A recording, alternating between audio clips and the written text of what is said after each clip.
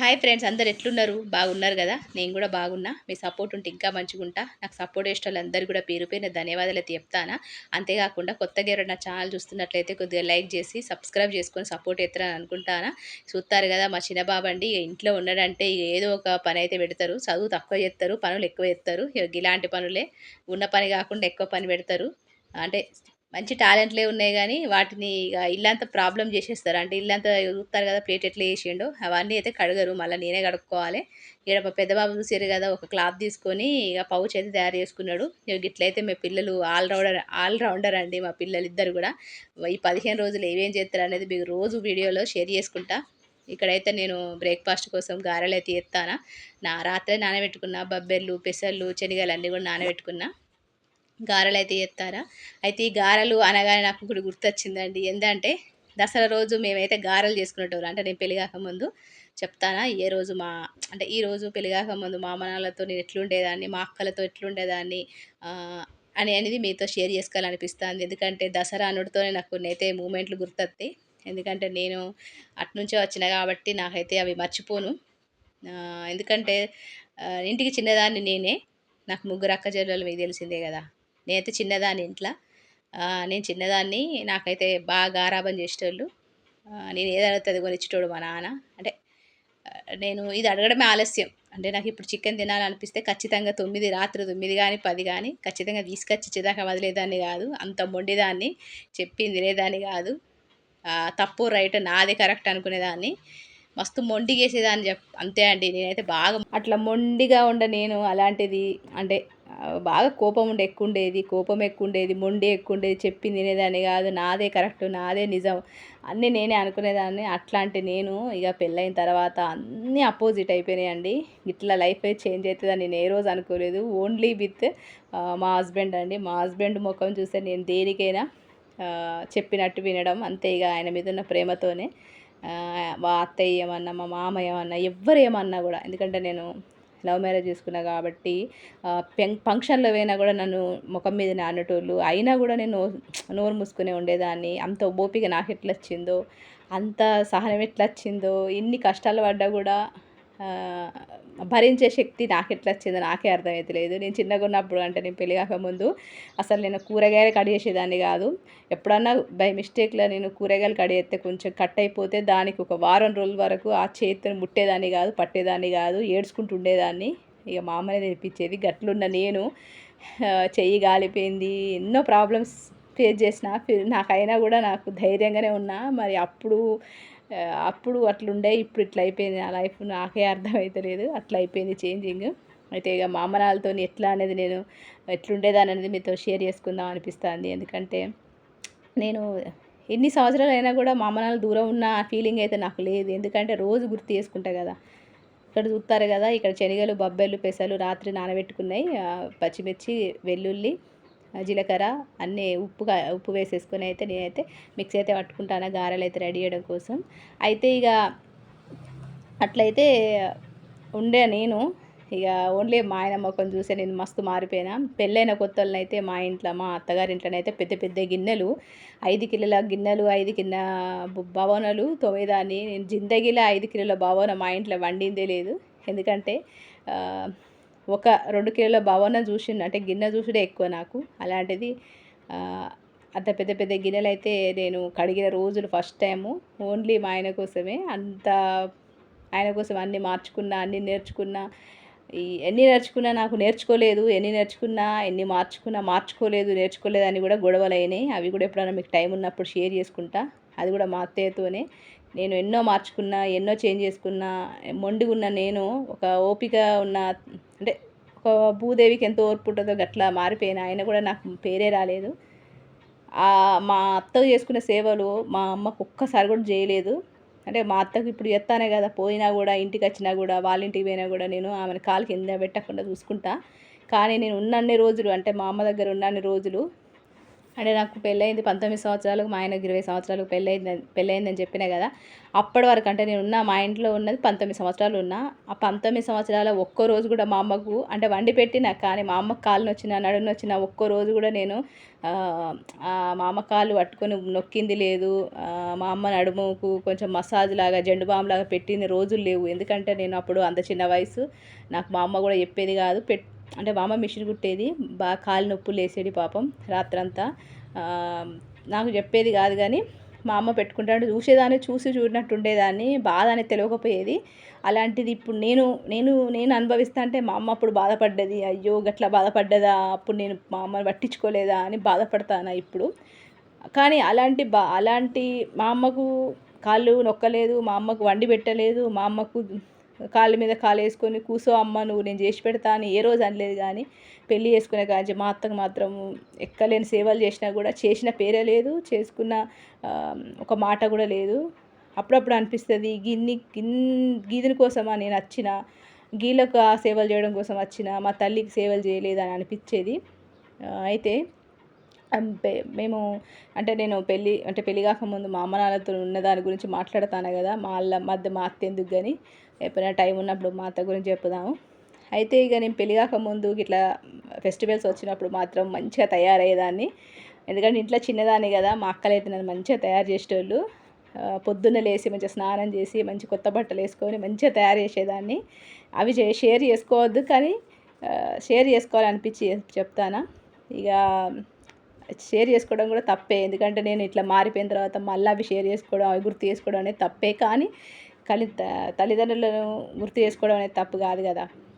అయితే మంచిగా పండుగ రోజు అయితే పొద్దున్న లేచి స్నానాలు చేసి మంచిగా తయారయ్యేదాన్ని. మంచిగా దసరా రోజు అయితే మా నాన్న మటన్ తెచ్చేటోడు, గారెలు చేసేది, మా అమ్మ పూరీలు చేసేది, సత్తు ఉంటుంది కదా తెలంగాణలో సత్తు అంటారు, ఆ సత్తు అయితే చేసేది. నేను కూడా హెల్ప్ చేసేదాన్ని, తినేదాన్ని కాదు. గారెలు, అప్పాలు, లడ్డూలు అన్నీ చేసేటోళ్ళం. కానీ నేను ఏది ముట్టేదాన్ని కాదు, ఎక్కువ తినేదాన్ని కాదు. ఇప్పటికి కూడా నేను ఎక్కువ తిండి మీద ఎక్కువ ఇంట్రెస్ట్ పెట్టా. చేయడం అంటే ఇష్టం అంతే. ఇక హెల్ప్ అయితే చేసేదాన్ని, అట్లుండేది. ఎందుకంటే నేను ఇంట్లో చిన్నదాన్ని కాబట్టి నాకు ఎక్కువ పని కూడా చెప్పేటోళ్ళు కాదు, నా ఇష్టంగా నేనే చేసేదాన్ని. ఎప్పుడైతే మా అక్కలకైతే పెళ్ళి అయిపోయి వాళ్ళు వెళ్ళిపోయిన తర్వాత ఒక సంవత్సరంన్నర ఇంట్లో ఉన్నా మా అక్కలకు పెళ్ళి అయిపోయిన తర్వాత. ఇక ఆ తర్వాత అయితే నాకు పెళ్ళి అయిపోయింది, మీకే తెలిసిందే కదా. ఇక సంవత్సరంన్నర మా అమ్మ నాన్నలతోని నేనున్నా. అప్పటిదాకా మా అక్కలు ఉండేటోళ్ళు, అంటే వాళ్ళతో పాటు ఉండేదాన్ని. ఇక మా అమ్మ నాన్నలతోని ఒక 1.5 year వాళ్ళతోని, వాళ్ళ ప్రేమ, వాళ్ళ కొంచెం చూసుకోవడం, వాళ్ళ కష్టాలు నష్టాలు అర్థం చేసుకోవడం గప్పుడు తెలుసుకున్నా. గప్పుడైతే మా అమ్మ మిషన్ కుట్టేది, బాగా నడుము లేచినా పట్టించుకునేదాన్ని కాదు, అంటే చదువుకునేదాన్ని. మా అమ్మ మిషన్ కుట్టిన బ్లౌజెస్ అవన్నీ కూడా ఖాళీగా ఉండడం ఎందుకని చెప్పి స్టిచ్చింగ్ నేర్చుకునేదాన్ని, చూసుకుంటూ ఉండేదాన్ని. చిన్నప్పటి నుంచి, నేను పుట్టక ముందు నుంచే నేర్చుకునేది మా అమ్మ. ఇక చూసుకుంటూ ఉండేదాన్ని, కానీ సాయం అయితే చేసేదాన్ని కాదు. ఇక తర్వాత ఎప్పుడన్నా పనికి వస్తుందేమో అని చెప్పి హిమ్మింగ్ అయితే నేర్చుకున్నా. హిమ్మింగ్ చేసేదాన్ని. గిరాకీ వచ్చిన దసరాకు, దివాళీకి అట్లా వస్తాయి కదా, గిరాకీ వచ్చిన బ్లౌజెస్ అయితే స్టిచ్చింగ్ చేసేదాన్ని. మంచిగా బ్లౌజులు కుడుతుంది మా అమ్మ, బ్లౌజులు, డ్రెస్సులు అన్నీ కుడుతుంది. అన్నీ చూసి నేర్చుకున్నాయి మా అమ్మ కూడా, మంచి టాలెంటే. అయితే అట్లా హెల్ప్ చేసేదాన్ని.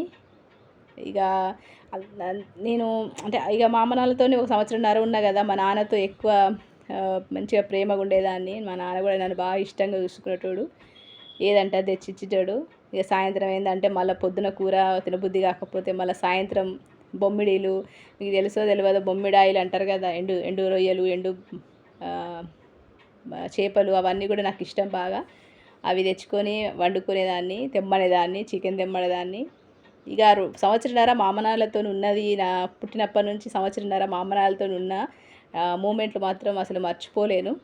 ఆ రోజులు మళ్ళీ అత్తే బాగుండు అనిపిస్తుంది గుర్తుకొస్తా అంటే.